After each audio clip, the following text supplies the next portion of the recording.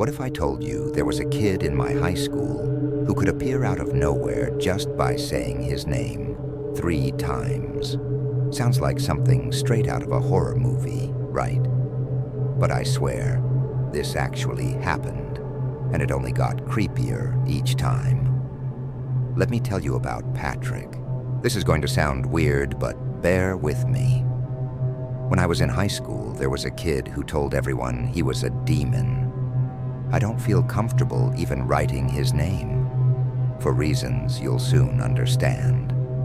I'm just going to call him Patrick, even though his name sounds like something out of a Shakespeare play. He was extremely socially awkward and walked around with a super empty stare that made even teachers uncomfortable. He wore the same blank gray hoodie literally every single day. I'm not exaggerating. I'm pretty sure he never washed the thing since he always smelled terrible, too. He was decently short and pretty average looking, although you wouldn't be able to tell since he always had his hood up. He never took his sunglasses off, even inside. Teachers eventually stopped asking him to because he would never listen anyway. Now comes the weird stuff. He didn't have any friends, but had this weird tendency to adopt people. What I mean by that is if he liked you, which he could decide randomly one day, he would walk up to you and say, "You're adopted," meaning you were part of his circle or whatever. Apparently this would make you safe from him or something. That's at least what he'd say about it. He didn't really like that many people, though, so few people were ever really adopted. I was one of those few. Looking back, it was probably because he had a crush on me. None of us believed his demon spiel, and everyone just assumed he was a troubled kid, which he definitely was. Oh yeah, I should probably mention that this all takes place in Wayne, Pennsylvania, which is where I grew up. Another girl I used to be friends with, Gabby, had also been adopted by him. Patrick's crush on her was a little more obvious, and all my friends knew it. One day, my friends and I were chilling on the dugouts behind our high school, killing time and doing God knows what. It was me, Gabby, Laura, and Luke. I can't exactly remember how it happened, but the topic of conversation flowed over to Patrick's crush on Gabby. We were all laughing about it, and Gabby was pretty obviously embarrassed. I can't remember what it was, but there was a nickname we'd substitute for Patrick's name because his real name was too clunky. This time, though, I distinctly remember Laura using Patrick's real name. The third time she said it, I swear on my life that Patrick appeared out of nowhere and jumped on top of the dugout with a baseball bat in his hand. It wasn't scary in a typical sense, but it was one of the most unsettling things I'd ever seen up until that point. We quickly stopped talking, nervous that he might have overheard us. He didn't say anything, though, and just stared at us. I gave him a little wave, and he nodded in acknowledgement at me before jumping back down to the ground and swiftly walking away. After we were sure he was gone, the 4 of us burst into laughter, finding humor in how weird the whole encounter was. On the inside, though, I was still a little disturbed. The next incident I can remember was significantly more creepy and impossible to laugh about. I was literally in Laura's house, and the 2 of us were hanging out in her room. Her parents were home. I'm not sure what exactly we were talking about, but again, Patrick's name was said 3 times between the 2 of us. Not 10 minutes later, we heard Laura's front door slam shut. Confused, we went downstairs to see if one of our other friends had decided to pull up. Laura was friends with everyone, and her parents were super chill, so people came and went unannounced when it came to her house. Laura's mom had beaten us to the door, though.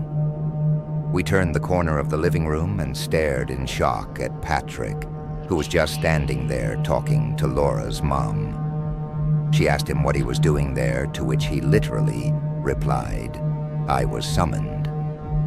Laura's mom made some small talk with him before politely asking him to leave, which he silently did.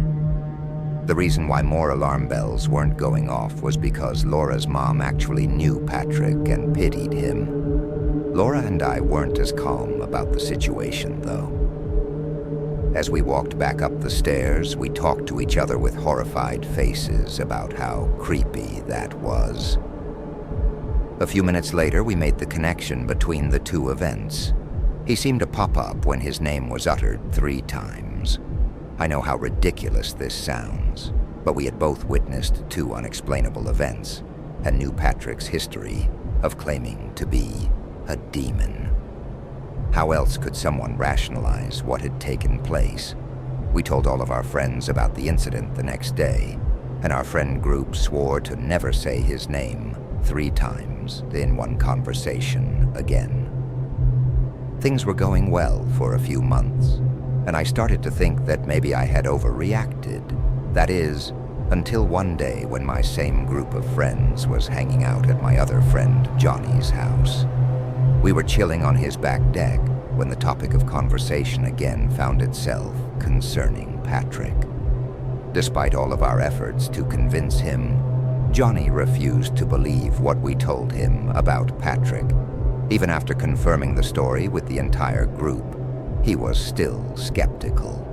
To display his disbelief, he jokingly used Patrick's name 3 times in the same sentence. To our dismay, when nothing happened, he grinned and told us we were stupid to believe something so ridiculous. As annoyed as I was, part of me was relieved that he hadn't shown up. I spoke too soon, though, because a few minutes later, Patrick jumped over Johnny's backyard fence. Johnny noticed him first and stopped speaking mid-sentence. The rest of us followed suit and went dead silent, nervous about what Patrick might do this time. We watched as he stared at us for a few seconds before jumping back over the fence and disappearing out of sight. Johnny started freaking out and accused us of conspiring with Patrick to scare him. We told him that we literally begged him not to say anything. We sat in silence for a while before Johnny eventually told us all to go home, clearly shaken from the experience. The last experience I had concerning Patrick was definitely the scariest and most disturbing. It was the only one where I felt like my life might have actually been in danger. A few months after the incident at Johnny's house, I was home alone one night. My parents rarely left the house back then, so this was a rare occurrence. I decided to take advantage of the situation and invited a boy over whom I'd been talking to. He was kind of a tool, but so were most of the guys I was talking to at that age. We were hanging out in my room, and it was lightly raining outside. After a while, he mentioned something about Patrick, which made me visibly cringe. He got confused, so I explained the situation to him. He burst out laughing and told me he was going to say Patrick's name to scare me. I begged him not to, but he did it anyway. Only this time, he didn't just say it. He literally screamed Patrick's name 3 times at the top of his lungs. There was no delay this time. The moment he finished yelling, I could hear the rain instantly pick up outside. A few seconds later, there was a flash of lightning. I started to freak out. The guy I was with actually seemed sorry and told me it was probably just an extremely unlikely coincidence. I cursed him out and ran to my window to look at the storm.